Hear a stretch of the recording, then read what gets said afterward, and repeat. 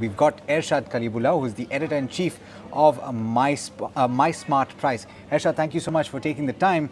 And certainly the most exciting thing to talk about, right? The launches from the Apple stables in Cupertino. You've, I'm sure, dissected all that has been on offer because it's been a couple of weeks. What do you have for us today? What are we looking at? So Apple, like clockwork, launches its iPhones every year. So this year we have the 13th edition of the iPhone, which is the iPhone 13 series. And since last year, they've been launching 4 phones in its lineup. Essentially, there'll be like a mini variant, and then there'll be your regular iPhone 12 slash iPhone 13. Then you'll have your Pro variants, which will be the iPhone 13 Pro, which I have in my hand right now. And this is the 13, by the way, the 13 Pro and the 13 Pro Max.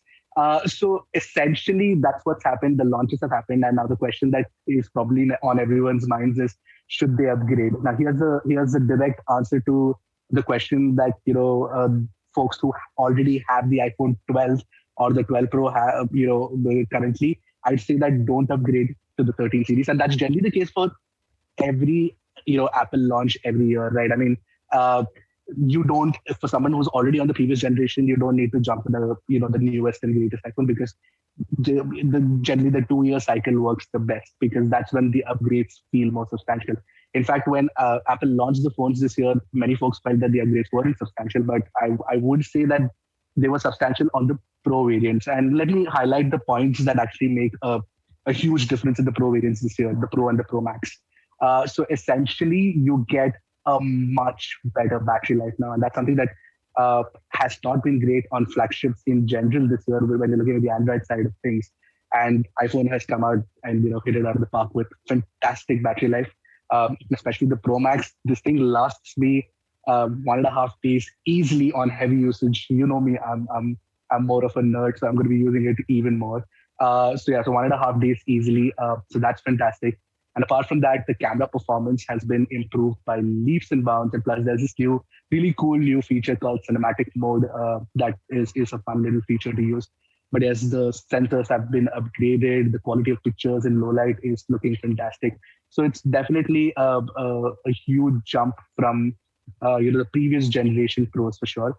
But the most important addition, and that's going to be substantial for a lot of folks, especially those who've been on iPhones and have never seen a high refresh rate display on an Android phone, is the 120 hertz refresh rate panel. What this essentially means is that your iPhone's going to be smoother, faster, and whenever you touch, it's going to respond even much faster than before. So that's definitely the biggest upgrade on the Pro lineup of phones this year. Having said that, and I have to be very honest out here, if you're planning on picking up the iPhone 13, right, I would say that don't do it. Instead, pick up the iPhone 12 instead, because the jump what the iPhone 13 has over the iPhone 12 is only better battery life. I would say the camera performance is obviously slightly better, but I mean that's not something that's going to be immediately apparent to regular folks. So I would say that don't buy the iPhone 13, buy the iPhone 12 instead to save a lot of money. In fact, during the recent sales, the iPhone 12 actually dropped down to less than 50,000 granted for the base 64GB variant, but it was a fantastic price, right? So I mean, and also it's being manufactured in India, which is why Apple can actually reduce the cost as well, which is fantastic.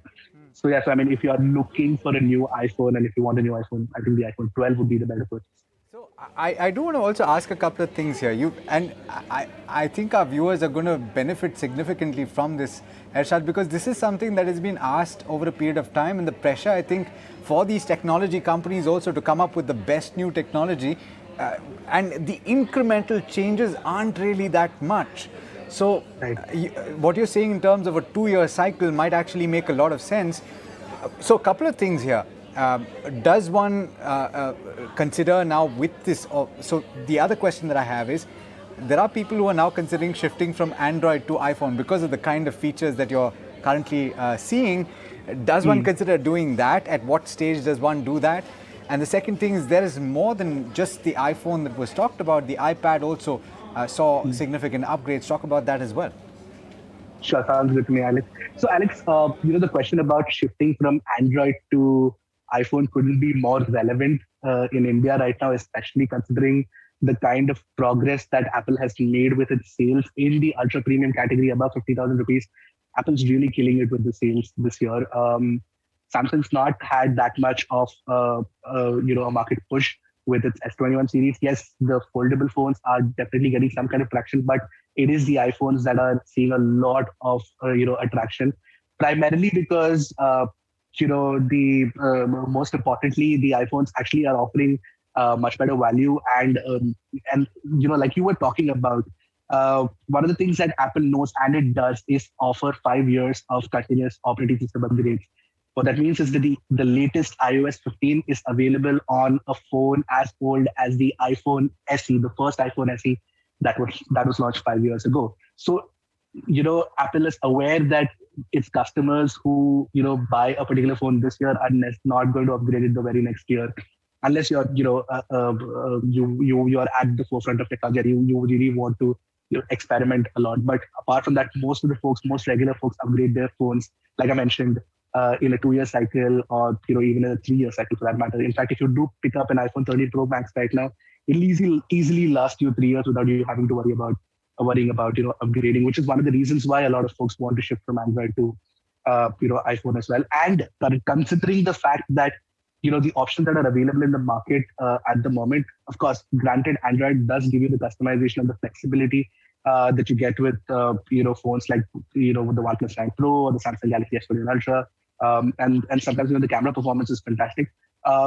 But you don't get this kind of commitment to software security, which definitely gets a lot of people excited about the new iPhones. So yeah, so that's one thing. But yes, like you mentioned, apart from the iPhones this year, we do have other launches that happened at the same event, which is not just the iPad Mini, which is a completely redesigned iPad this year, but also the Apple Watch Series 7. Let's talk about the iPad Mini first. So the iPad Mini now looks very similar, like a truncated version of the iPad Air 4. Basically, the home button is gone, and the bezels are slimmer now, and it's a far more fun-looking design. It's a far more modern design. That possibly is the most substantial upgrade compared to the upgrades made to the iPhones or even the Apple Watch Series 7 for that matter. So the iPad Mini 6 is looking very, very good, but the price is a bit on the higher side. So because during the sale season, the iPad Air 4, which was launched recently as well, was available for around the same price as the new iPad Mini. So a lot of people were confused whether they should pick up the iPad Air 4 or should they pick up the iPad Mini. But then again, it's a question of choices. It's a question of sizes. So you have to pick based on what is your use case. If you want the bigger size tablet, then the iPad Air makes sense. But the smaller Mini is fantastic, and it's got the latest processor as well. It's really powerful. So yes, all of that is definitely a huge advantage in the iPad Mini 6th generation. And finally, the Apple Watch Series 7, which I mean, there was if you've been following the tech news, or if you follow the leaks that happen, that's one of the things that happen in the tech industry, a lot. You would have noticed that there were leaks that stated that the Apple Watch Series 7 would look very similar to the iPhone 12 and the iPhone 13, which is basically like flat sides and stuff like that. But that never happened. Apple actually went and made the bezel slightly smaller and the screen is slightly bigger now. So instead of 40 and 44 you now get 41 and 45 sizes. And of course, you get a lot of different things as well. But one of the things about the Apple Watch Series 7 this year, unfortunately, is that the launch seems to be very delayed. People who want to buy it or pre-order it are actually waiting. It's been pushed to November for a lot of the different models that are available. So that's one thing that you have to keep in mind. The global chip shortage due to the pandemic is definitely hitting the industry hard. So that's something that people will have to keep in mind. So if you do want to pick something up, you'll have to plan in advance and maybe even tell your favorite retailer, make friends with them, and sort of earmark a unit for you. Ershad, you and I go way back, so maybe you can hook me up. But having said that, there's something else that occurred to me, is that these phones, the kind of cameras that they have, and we're talking about something from a decade back when a DSLR was what you needed to get a certain kind of quality. But now, would you say that they're pretty much obsolete, that somebody can just pick up an iPhone and create a piece of art just clicking a button. You don't really need to know much. Alex, you're putting me in a spot. I don't want to catch the ire of photographers by saying that no DSLRs are obsolete or mirrorless cameras are obsolete. Absolutely not. For professional work, mirrorless cameras are still. I cannot, for example, do my work, which is basically make videos about these gadgets that we get without a professional DSLR camera. I mean, there are things that only DSLR cameras can achieve. But you're absolutely right when you say that amateur photographers who want to learn about photography can easily pick up an iPhone or a Samsung Galaxy S21 Ultra and be very happy with the kind of results that they get and the kind of the pro features that Apple is adding. And this actually is a good segue into the fact that the 13 Pro Max actually has something called the Pro Rest mode video that is going to be coming very soon, which is basically very similar to very high quality video footage that you're going to be getting with better details and stuff like that. So videographers are pretty excited about that update, which is going to be coming in iOS 15.1 soon. And apart from that, it also has Pro RAW shooting mode as well. So basically, if you are planning on being creative with a phone, you can very well do that actually.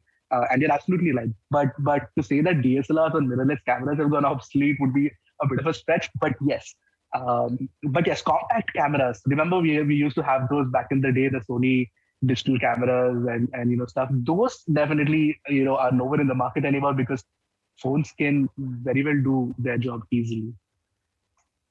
You know what? It's been an absolute pleasure speaking with you. And every Tech Tuesday we'll have something different. Hopefully, I'll catch up with you in the very near term, and we'll speak about a lot more besides just the iPhones and the other Apple products that we just spoke about. Pleasure speaking with you.